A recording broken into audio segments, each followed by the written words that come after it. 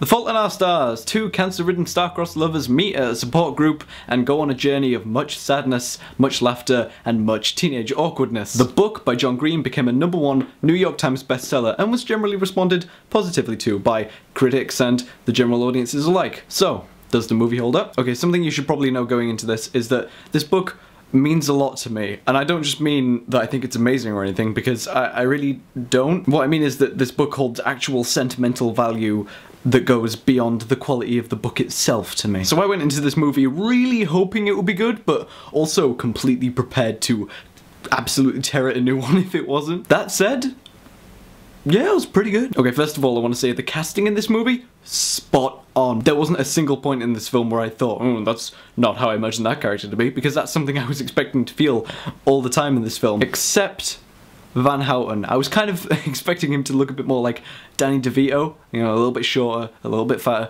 but that's just me. That's entirely just me. Willem Dafoe, great. Some of the scenes I was kind of worried about how they would translate to film, but again, I was pleasantly surprised by how they handled most of them. The Anne Frank scene was surprisingly well done. The sex scene was as good as you can do a sex scene in a PG-13 movie. The gas station scene I also thought was done really well, although I did imagine it being a little more toned up to the extreme.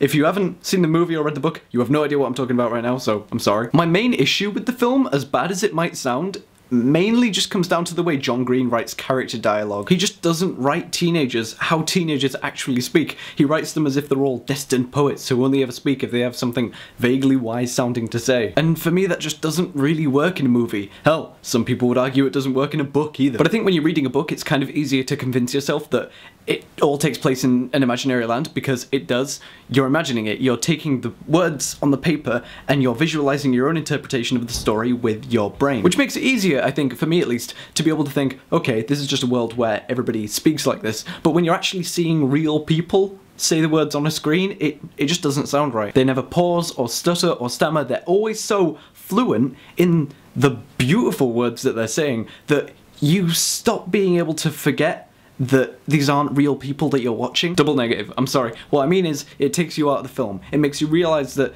these aren't real people that you're watching, they're just characters that somebody else has written for. But like I said at the beginning, all in all, I think this film is pretty good for what it is. It's basically exactly what you'd imagine an adaptation of a John Green book to be. I'm giving The Fault in Our Stars a 7 out of 10.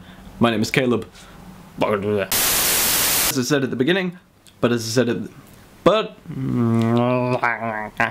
amazing or anything, because I really don't. I think it's good. I don't think it's amazing. Yeah? I'm filming a video!